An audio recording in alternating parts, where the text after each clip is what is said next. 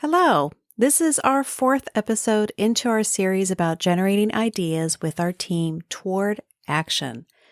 The first two episodes, which started at the beginning of January 2023, were all about idea generation. We're now at the point where we have a lot of ideas and it's messy and we can't really define next steps. So now we're going to take our ideas and start organizing and prioritizing them so we can move toward action. We'll be talking about ideas to screen and select ideas using quality tools. In the last episode, we talked about affinity diagrams, fishbones, and tree diagrams, and how we can use that to better understand and group our ideas. In this episode, let's talk about something a little bit different, where we're going to be screening and reducing our choices. More about that after the brief introduction. Hello and welcome to Quality During Design, the place to use quality thinking to create products others love for less. Each week we talk about ways to use quality during design engineering and product development.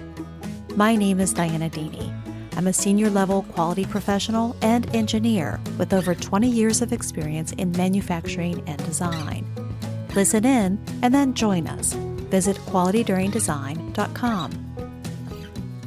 Do you know what 12 things you should have before a design concept makes it to the engineering drawing board where you're setting specifications? I've got a free checklist for you, and you can do some assessments of your own. Where do you stack up with the checklist? You can log into a learning portal to access the checklist and an introduction to more information about how to get those 12 things. To get this free information, just sign up at qualityduringdesign.com. On the home page, there's a link in the middle of the page. Just click it and say, I want it. There are many quality tools that are team-based and visual in nature. And this is a good thing because it aligns a team around common goals. It's visual information, so it's another way that we can take in information and analyze it and regroup it for ourselves. And it also helps us get aligned with each other so that we can move toward action.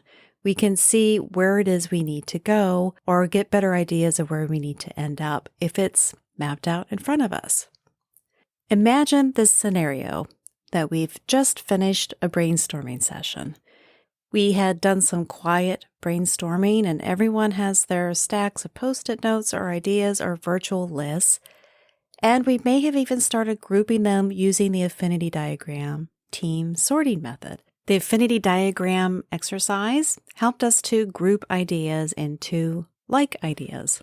It probably also helped us to identify ideas that were duplicated.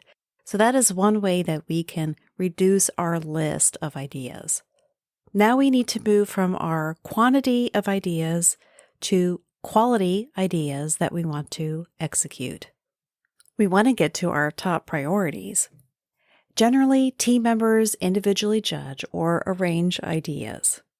Then we discuss as a team. And if we need to, we can judge ideas again. What we're really doing is using a team approach to finding and choosing solutions or collecting and deciding on options. We might be looking at design features, where we want to consider different perspectives of all of our internal customers, our end users, our manufacturing friends, our suppliers, and others. Or we may be working on a problem that we're having trouble with, that we need others to help us figure it out and look at it from different perspectives. Those are just a couple examples of why we're working through this as a team. When we're evaluating ideas like this as a team, we need to recognize a couple things. We need to understand that evaluating ideas from a brainstorm and deciding which action to take is actually a pretty difficult task. We need to control any itches or desires to get to an idea quickly so we can start solving the problem. We're not looking for a quick decision for the best idea. Instead, we're handling ideas systematically to get the maximum benefit from our creative phase, the whole reason why we're getting together to do these exercises in the first place. It doesn't have to take a long time, or it may. Either way, we're going to be intentional with our next steps. When we're screening ideas, we're looking for the good things about the ideas. We're not looking to discard ideas. Instead of, that's a great idea, but here's why it won't work, approach it like, that's a great idea. What can we do to make it work? Or what is it about the idea we can use? It is more challenging to find ways to make an idea work than it is to give in to our original negative action about it. This might be something we need to remind ourselves about, remind our team about during this exercise. We want to adopt a mindset of what can we do to make it work, or what is it about this idea we can use. In order to get to the idea that we can use, we need to reduce our list. We can do a list reduction activity. It uses a simple majority voting with the option that anyone can keep an idea on the board. It's systematic and very intentional, a one idea at a time. When a majority of the team votes for an idea to be discarded, it's not taken off the board immediately. It's bracketed or otherwise put off to the side. And then everyone is asked if anyone wants to keep any of the discarded ideas. If anybody wants to keep a discarded idea, it goes back on the list. And the team continues to discuss the ideas. Team discussions are centered around everyone understanding what the idea is. Because if the team isn't on the same page about what ideas are, they don't have the same understanding, we're not voting on the same idea. Remember, what can we do to make it work? Or what is it about this idea we can use? If we want a quick comparison of the ideas that we've generated, we can use a 2x2 chart. This is something that our expert Emily recommended. Choose 2 criteria against which to measure the idea. It could be time and impact, value versus effort, risk versus reward. And if you're evaluating a user process, it could also be urgent versus important. We covered that in a previous episode of this podcast, and I'll link to it. To do the 2x2 chart, we're going to follow similar steps to an affinity diagram. Instead of grouping ideas, we're placing them on a 4-window chart based on high-low values. If we're not getting to our final decision or selection, and we need to narrow our list further into top priorities, then we can vote on ideas. And the technique is called multivoting. Each team member gets a certain amount of votes to apply to an idea. In any team dynamic, there are going to be a couple personalities that are dominant in the team.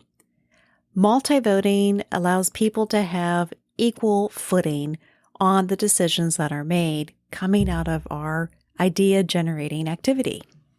Everyone has equal participation. Nobody is pressured to change their votes or rank issues a certain way based on what somebody else is saying. Multivoting is systematic, and here's how it works. We display our ideas on a board, on a virtual board. Just make sure everybody can see all the ideas. It's best to do it if we could see all the ideas together at once. Everyone individually judges the ideas by giving them a vote. Then the team looks at where everybody put their votes and discusses the results.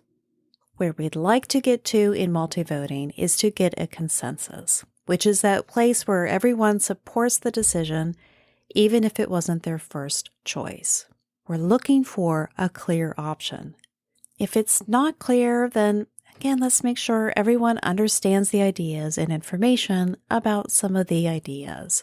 Look to ideas that the team has voted with a split, or those ideas that some ranked the highest and others didn't. We don't need to pressure anyone to change votes, but we do need to ensure we're all voting on the same idea or the same understanding of an idea. If we need to, we can repeat the multi-voting process. We can individually judge the idea, again if we need to, and then discuss the results again.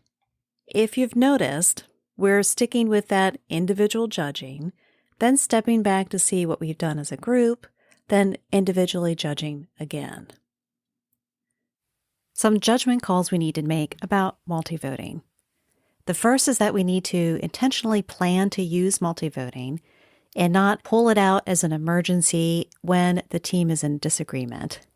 So we don't want to have a situation where we can't move ahead with choosing an idea and we decide to angrily say, you know what, let's just have a vote on this. That's not in the true spirit of multivoting, and we're not reaching the consensus that we want.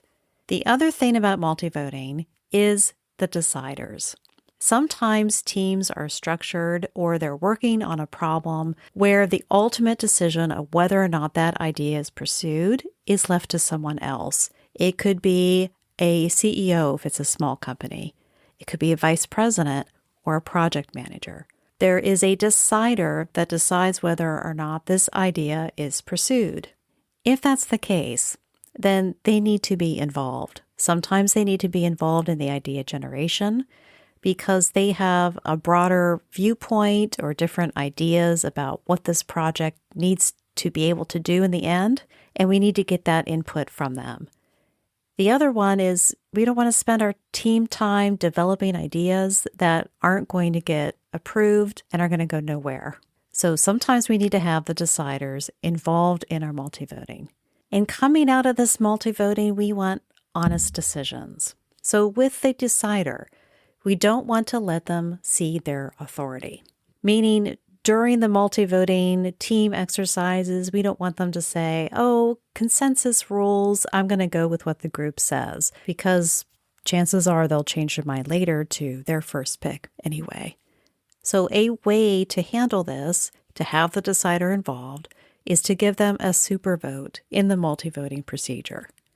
Ideas that have super votes, the team is going to pursue, either choosing features from those super votes, combining them, or working with the deciders again to come up with the ultimate idea. If they're the deciders, it's their responsibility to ultimately decide. So the team needs to address that and ask them to be the decider. How many votes does everyone get? We could use the Pareto principle. We covered the Pareto principle in a previous episode. Let me share with you again a little bit about its history and what the Pareto principle is. The Pareto principle is named after an Italian economist, Vilfredo Federico Damaso Pareto. He published in the 1890s a paper that showed about 80% of the land in Italy was owned by 20% of the population. Lore has it that he started seeing that ratio everywhere, even down to the pea plants in his garden. Other people noticed that it seemed to carry through in other things too, this 80-20 rule. So the Pareto principle is generally that 80% of the output is caused by 20% of the input, or 80% of the consequences come from 20% of the causes. And those 20% of the causes is dubbed the vital few.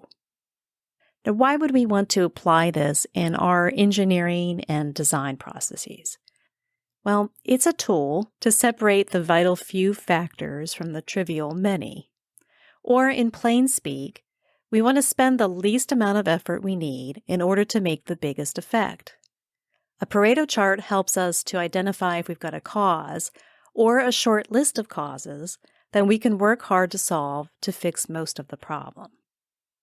Back to multivoting, where we apply the Pareto principle is if we have a list of ideas, we're going to count the number of ideas that we have, multiply that by 20%, and then that's the number of votes that everybody gets.